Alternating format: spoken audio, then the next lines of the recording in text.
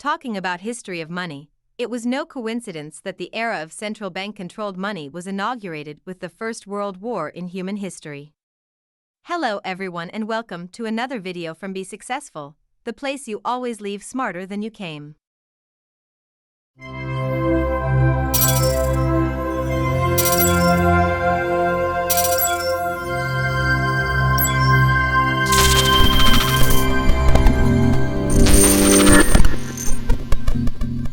There are three fundamental reasons that drive the relationship between unsound money and war.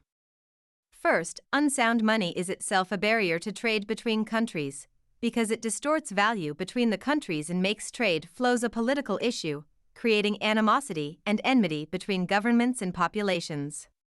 Second, government having access to a printing press allows it to continue fighting until it completely destroys the value of its currency, and not just until it runs out of money. With sound money, the government's war effort was limited by the taxes it could collect. With unsound money, it is restrained by how much money it can create before the currency is destroyed, making it able to appropriate wealth far more easily. Brief interruption from today's partner, none other than MEXC Global, one of the top upcoming futures and spot exchanges, but not only. Let me present to you why. Firstly, MEXC Global was awarded the title of Best Crypto Exchange Asia at the Crypto Expo Dubai in 2021. MEXC Global is one of the first to list high-quality projects before other exchanges, so you can invest at the early stages. Also, here you will find futures listing of many hot tokens. Not to mention that the MX token price up exponentially comparing with other exchanges' tokens, due to the diversity of the products and fulfillment of new products. The token utility is various. You have the exclusive opportunity to invest in high-quality projects on the Launchpad or participate in the Kickstarter campaign and vote for future listing projects receiving airdrops. Get rewarded for trading and holding MX token as well as many various opportunities of staking your tokens. Use our link from the description to get 10% discount on your trading and create your own account in order to experience their features. Trade and invest at another level. Third, individuals dealing with sound money develop a lower time preference, allowing them to think more of cooperation rather than conflict. The larger the extent of the market with which individuals can trade, the more specialized they can be in their production, and the larger their gains from trade. The same amount of labor expended working in a primitive economy of 10 people would lead to a far lower material living standard than if it had been expended within a larger market of 1,000 or 1 million people. The modern individual living in a free trading society is able to work for a few hours a day in a highly specialized job, and with the money she makes she is able to purchase the goods she wants from whichever producers in the entire planet make them with the lowest cost and best quality. To fully appreciate the gains from trade that accrue to you, just imagine trying to live your life in self-sufficiency.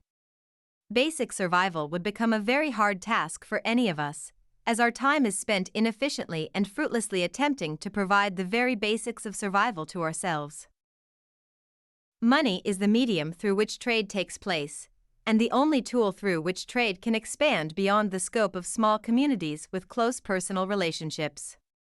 For the price mechanism to work, prices need to be denominated in a sound form of money across the community that trades with it. The larger the area using a common currency, the easier and the larger the scope of trade within the area.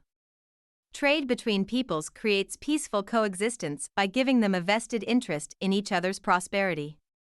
When communities use different kinds of unsound money, trade becomes more complicated, as prices vary along with the variation in the value of the currencies, making the terms of trade unpredictable, and making it often counterproductive to plan economic activity across borders.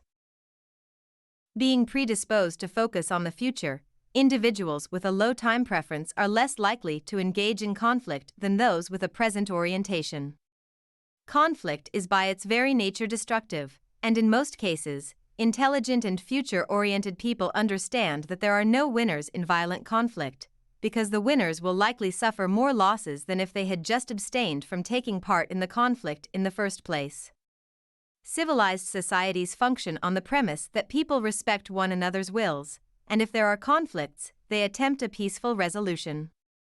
Should an amicable solution not be found, people are more likely to part ways and avoid each other than continue to agitate and remain in conflict. This helps explain why prosperous civilized societies generally do not witness much crime, violence, or conflict. On a national level, nations using sound money are far more likely to stay peaceful or to have limited conflict with one another, because sound money places real constraints on the ability of government to finance its military operations. In 19th century Europe, kings who wanted to fight each other had to tax their populations in order to finance their militaries. In the long run, such a strategy could only be profitable for kings who would employ their military defensively, not offensively. Defensive military action always has a stronger advantage than offensive military nature, because the defender is fighting on its own soil, near its people and its supply lines. A monarch who focused the military on defensive action would find his citizens willing to pay taxes to defend themselves from foreign invaders. But a monarch who engaged in protracted foreign adventures to enrich himself would likely face resentment from his population and incur significant costs in fighting other armies on their home soil. This can help explain why the 20th century was the deadliest in recorded history. The 2005 United Nations Human Development Report analyzed death from conflicts over the past 5 centuries and found the 20th century to be the deadliest. Even when major European nations went to war with one another in the gold standard era, the wars were usually brief and fought in battlefields between professional armies. A major war of the 19th century in Europe was the Franco-Prussian War of 1870 to 1871, which lasted for 9 months and killed around 150,000 people, roughly an average week's tally in World War II, financed by the easy government money of the 20th century.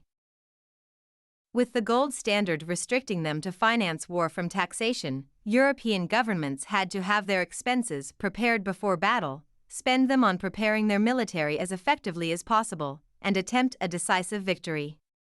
As soon as the tide of the battle began to turn against one of the armies, it was a logistically and economically losing battle to try to increase taxes to rearm the military and turn the tide, better to try to negotiate a peace with as few losses as possible. The deadliest wars of the 19th century were the Napoleonic Wars, which were carried out before the gold standard was formally adopted across the continent, after the French Revolution's foolish experiments with inflation.